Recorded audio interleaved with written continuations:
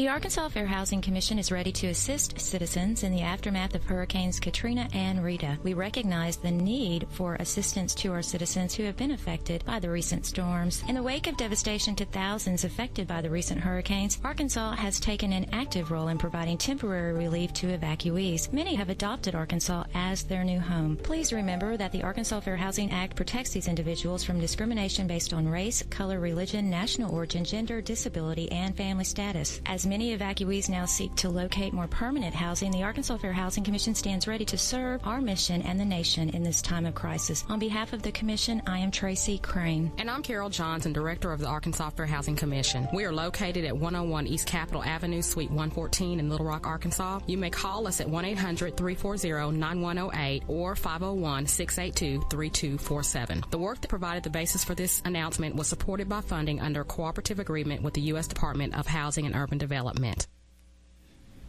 Hello, you're listening to the Tracy Crain and John Cain Show. We have been reflecting on Hurricane Katrina. It is the 10th anniversary, and you just heard what was a PSA that ran immediately following Hurricane Katrina and Rita. Today is a very special show for us. We have a lot of guests in-house, and I'd like to take a moment to introduce them. We have Carol Johnson. Hi, Carol. Carol is the director of the Fair Housing Commission here in Little Rock, Arkansas. We also have Robin White. Robin. Hello. And she has also brought a guest with her. Her name is Toni Weber. Toni. Hello. And, of course, we have John Cain, who is on our board this morning. Before we get into the discussion, we just kind of want to take a moment and reflect on the purpose of today's show. And really, it is to kind of talk about what do we learn from Hurricane Katrina and sort of reflect on the things that happened. There's going to be a special event. It is a documentary that they have been putting together, and we're going to be talking about that. We're going to have a showing of it here in Little Rock. And so we're going to invite all of you to attend that with us. But as we begin today, I just want to open it up with a few words. When Hurricane Katrina first hit, there were over 400,000 people that lived in New Orleans. After it hit, there were less than 200,000. And the stories that evolved from that are amazing. Robin, do you want to tell us a little bit about what you've been hearing? We all have a story, and I would say a lot of people would remember where they were at when Katrina came to town. Now, I was actually in Sheboygan, Wisconsin, burying a relative. We had a homegoing, and I was on my way to South Carolina to our family Gullah Geechee Festival. And I was at the airport, and my first phone call came from Shemaine Neville, the daughter of the Neville brothers. She left me a voicemail, and I will never forget the sound of her voice. I will never forget the desperation in her voice. Then I started receiving, my phone was just blowing up from cousins, friends, LaWanda, Doris, Z. Everyone was calling. And I was returning their calls, but it was busy. I couldn't get in touch with anyone. And then I looked up at the airport, and I saw it on TV, what was happening in New Orleans, and I just screamed. It was so shocking to see what was going on. And I made it to South Carolina, and everyone, how I found Shemaine Neville is I saw Harry Connick Jr. on the Larry King Show, and he said that he had talked to Charles Neville, Shemaine Neville's father, and Charles told him that Shemaine had commandeered a bus and got out of there with some elders. She saved some people and got out of there. And if she could get out, why could not no one get in to rescue the people? And so I began to call Harry Connick Jr. to find Shemaine. And I found her in Baton Rouge at a Catholic church. And I started going online looking for people. And it was just such a time of desperation that you were looking at all this going on and the manufactured fear that's been spread about That's all I have to say right now. Absolutely. There are so many things that came out of Hurricane Katrina, and of course a lot of people were fired. You had government agencies that were really under the gun, and there were so many reports. There was so much misinformation. I mean, people that were displaced, they didn't know where they were going. They didn't know where anything was. And then you had rescue workers who were just as displaced as some of the people that were stranded. But there were a lot of stereotypes, a lot of stories that came out of Katrina that are just amazing. And I found some of those last night when I was looking at this, and I thought I would share some of it today. But there's a place it's called, give me just a second here, and they were talking about things that we could do to not ever have to go through that again. And they were talking about the population of the people who were rescued. And what you had this huge population of people who left the community, and they did so against what was actually being directed. And then you had people who were stranded there. You had this large population of poor people who were stranded in New Orleans. And people were saying that the average IQ of the person stranded was 70. And it was very derogatory. The messages coming over the media were incredibly rude in some respects. But, at the same time, a lot of it was misdirected. I've heard so many different reports. They said winds are up to 140, winds are up to 180. It just depends on what source you look at. I've also looked at how many people we lost during that time, and the statistics really vary along those lines as well. I've heard some reports that we lost over 1,200 people, at least 1,200 people, and then I've heard some that's 2,000. You have to really take that with a grain of salt, because you have to look at the people that were impacted after Katrina. First, I want to talk about, I have slept through so many hurricanes, okay? I have slept through so many hurricanes. Yes. And this was not, this was not, the hurricane left, Katrina left, okay? And people came out. It was the next day after Katrina left when the levees broke. Absolutely. Okay, when the levees broke. People were out. That's when it happened. I have slept too. So what is my IQ? I have slept through hurricanes. Then you look at the idea of desperate poor people. A lot of these people own their own homes. That's right. Over 90% of black ownership was in the 9th Ward. Okay, so you look at that as well. Right. Then you have to look at the impact of it. When you talk about death and how many people crossed over, you have to look at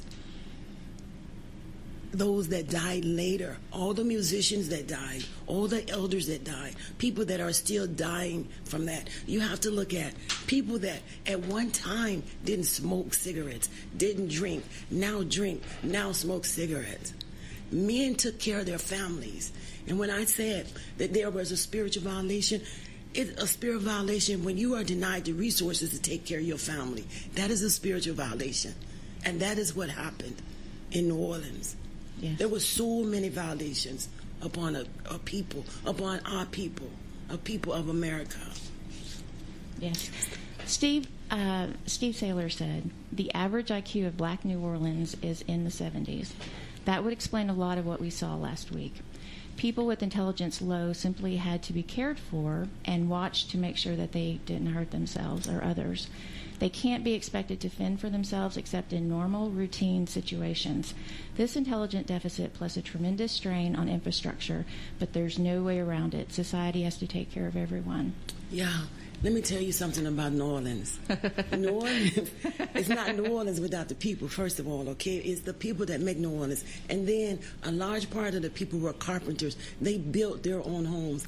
And our ancestors built the Treme area, okay? That historic area, Treme, were built by our ancestors. So you have carpenters, artisans, all coming out of New Orleans. When they bring in other people to build New Orleans, when you have people right there that are quite capable of rebuilding New Orleans. And that is what they did. They displaced people and then replaced people. That's what they did. They shuffled people across the country that had no idea where they're going. They separated families and loved ones from each other, taking them to Utah and our places. And then you have people that have never left New Orleans, and then you're displacing them. You had people dying all across the country. My little cousin, when they got to Cincinnati, to me, we're walking down the street. Tolina was 11 and Contrell was 13, and she said to me, Auntie, because they call me Auntie, we saw rats eating babies. Oh my gosh. Okay, let me tell you. Then Jessica was 13 at the time, saved 8 members of her family because she was the only one that could swim. And then when they get to Texas, Big Mama crossed over. What FEMA say, we have nothing to do with that. So we had to come up with the money to bury her. And then the uncle crossed over. We had to come up with the money. You had people dropping like flies. Then you have to look at the mental health conditions that impacted the people. They'd never experienced anything like this before. What do you think that would do to people? Their minds, psychological, that impact. And they had no health care, no mental care for them. Yeah, absolutely. In retrospect, just kind of reflecting a little bit, Hurricane Katrina was the 11th named storm and 5th hurricane of the 2005 Atlantic hurricane season. It was the costliest natural disaster, as well as one of the 5 deadliest hurricanes in the history of the United States. The storm is currently ranked as the 3rd most intense United States tropical cyclone, behind only the 1935 Labor Day hurricane and Hurricane Camille in 1969. And they go on to say that over 1,200 people died in that particular one, and then, of course, thousands upon thousands were injured. One of the things, it's been said that the military were a lot the disaster agencies that were in the area, but even they had limitations. And some of the things that they were talking about is that, they should have used the airplanes to bring in rescue workers. That might have been helpful. One thing in particular is that there was a real lack of communication. And, John, I want to direct this to you. In times of crisis, because this also happens to be National Storm Week, where we are learning how to be more prepared, in times of crisis, especially here in Arkansas, we have a lot of tornadoes. When you have an emergency situation come up, what do you do when that happens? And how can emergency personnel play a role in that? How does the radio play a part in that? Well, there are FCC rules and protocols and procedures. People really should pay attention to an emergency storm warning, whatever the disaster is. I know there's a lot of verbiage around all of that, but when you hear that information, you really need to pay attention to it.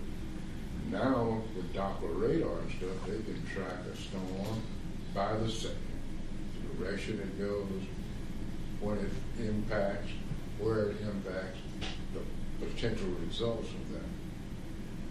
I think the FCC should make it so that weather is not related to all of the verbiage that goes on around it, all of the commercialism, all of that, so people can really focus on it. Another analysis for me is, as a naturalist, do what the animals do.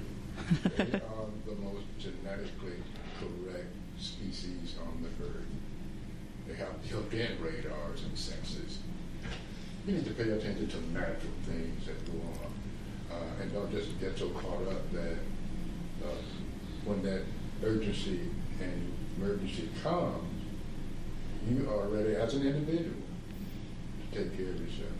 Collectively, we can do it. So I think we need to start with corporations that manage radio stations that are supposed to get this information out, in a way that people can really understand what's happening to them, and things like that.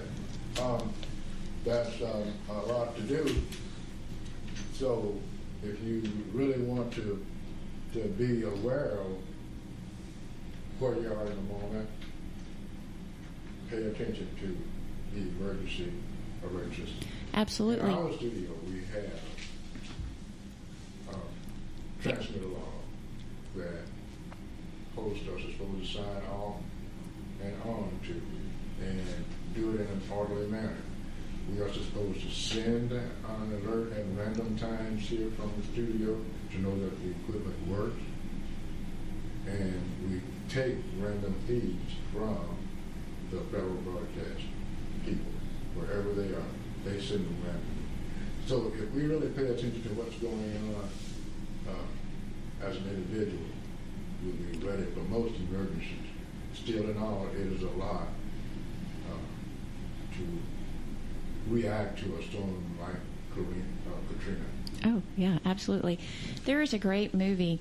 It's called Their Eyes Are Watching God. I don't know if any of you have ever seen it. If you haven't seen it, I would encourage you to watch it. But in this particular movie, you have this couple, and they are working along the shore. Well, there's lots of reports that a hurricane is coming, and what happens is they ignore the reports, and they decide to just, stand their ground during the storm. Well, the storm becomes so hectic, and it really almost just literally sweeps them away.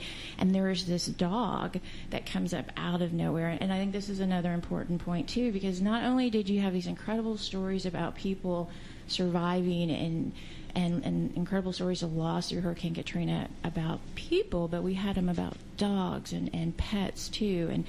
And in this particular story, you have this big dog that comes up out of nowhere, and it's got rabies, and it ends up biting the lead character in the movie. And the man does not go and seek medical treatment until it's too late. He waits until the very last minute, and because of that, he passes away.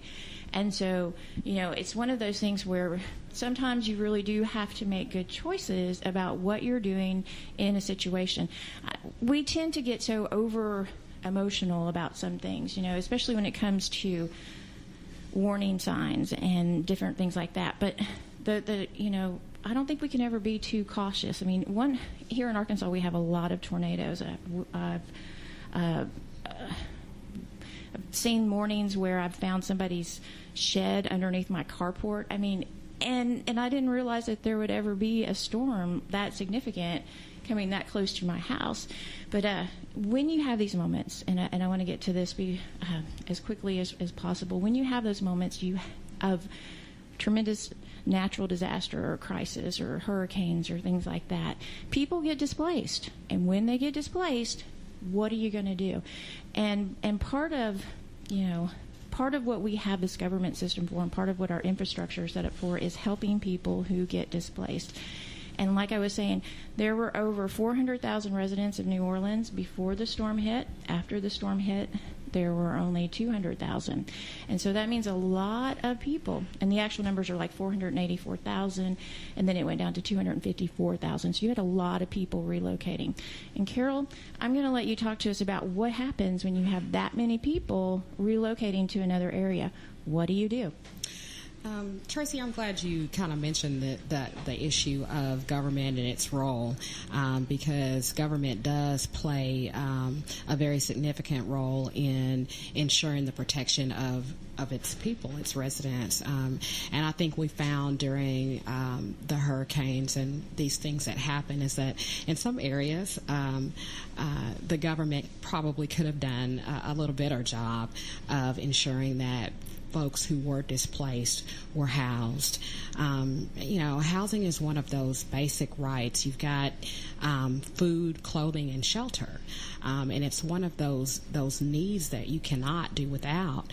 One of the compelling issues here is that we can't take anything for granted. Housing is one of those things, and you find that where you're able to live impacts so many different things in your life, what you have access to, what your resources are, what you can do and what you can't do, your access to health care and education and employment and all of those things. Arkansas during that time got its fair share of evacuees. And the commission, we are a quasi-judicial regulatory agency, and one of our greatest missions is to ensure that the Fair Housing Act is being complied with by housing providers within the state. So that means that ensuring Arkansans are able to have access to housing opportunities without regard to, their race or their color or their national origin. The other classes, disability, religion, and familial status.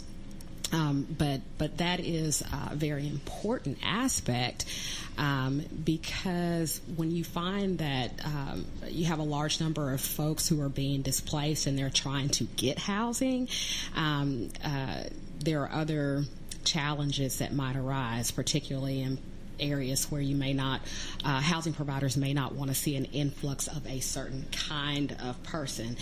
Someone mentioned earlier about all of these different stereotypes that have been associated. Yes, I've got folks. I've got one for you right here. During evacuations, separate the likely predators from the likely prey. For example, don't put young black males in the same refugee facilities as children or old folks. And this is an actual quote that I pulled up offline last night.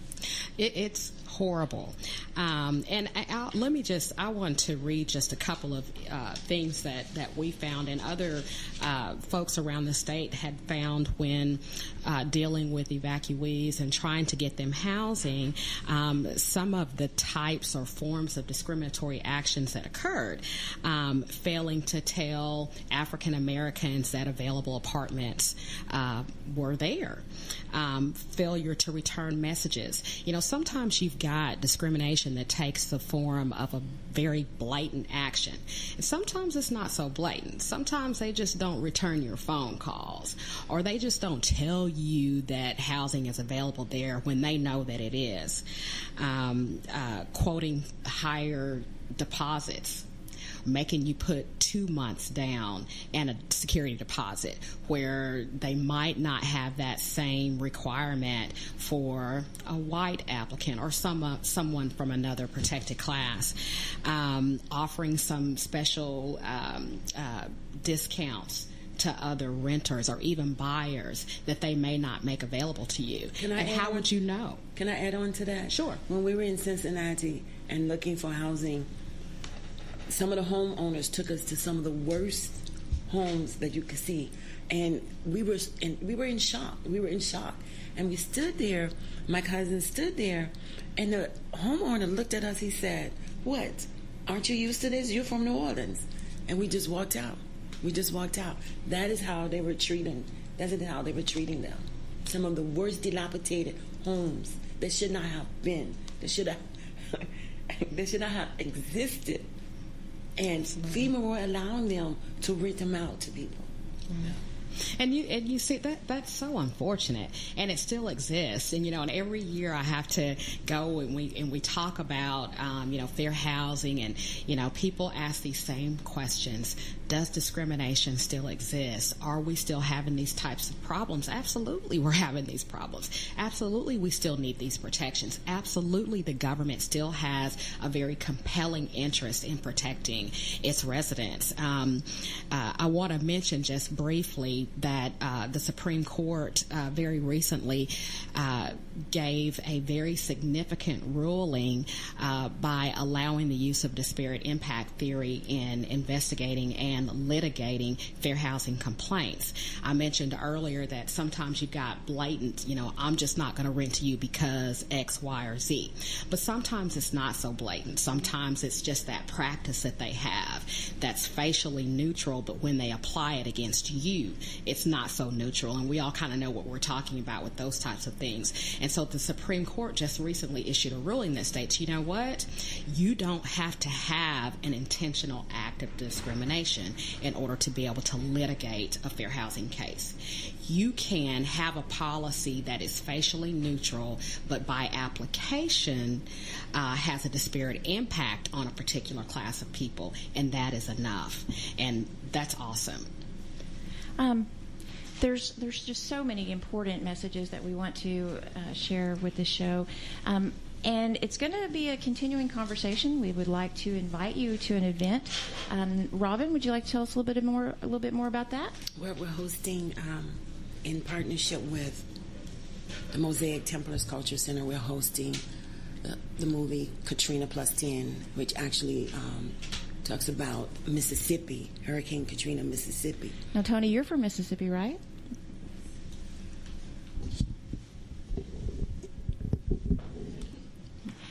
What did you think about all the coverage that was coming out for Mississippi? Just real quick. Well, it was pretty accurate. Mississippi got a lot of the blunt force of Hurricane Katrina. The flooding came right after. It didn't really linger like it did in New Orleans. But as far as devastation, it covered basically the whole state of Mississippi. I lived in northeast Mississippi, and we got it all the way up there as well. Okay. So we have this event. We're going to be sharing lots and lots of stories. Where can people come to see it? Come to the Mosaic Templars Culture Center between 2 and 4 Saturday, September 19th. And we have what we call lanyap. I have 3 guests coming from New Orleans, Zena McGruff, Nana Nantumbo, and Donald Chapon. They're coming in from New Orleans. So this is what we call a little lanyap, something extra. And then Sunday evening, what time is it Sunday evening? 6 o'clock Sunday evening, we have When the Levees Broke, and David Chapon will be talking. Okay, and is there a number? Will that be a discussion after the film? Yes, there will be a discussion. Well, we're talking about people that were on the ground when it happened. Some of them were on the ground and had to get out. They'll be talking about that, returning, and then the impact today, what happened then and today, and where New Orleans is today. Okay. And real quick, do you have a number that someone can call to get more details?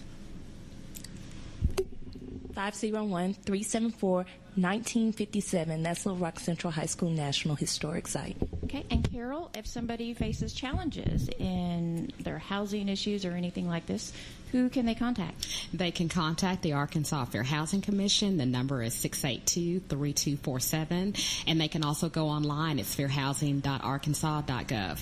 It's an important continuing discussion. We want to thank you for joining us today on the Tracy Crain and John Cain Show. If you have any questions or would like to contact us, you can email us at ccshow88@gmail.com. Thank you so much for being here today. Thank you. Thank you.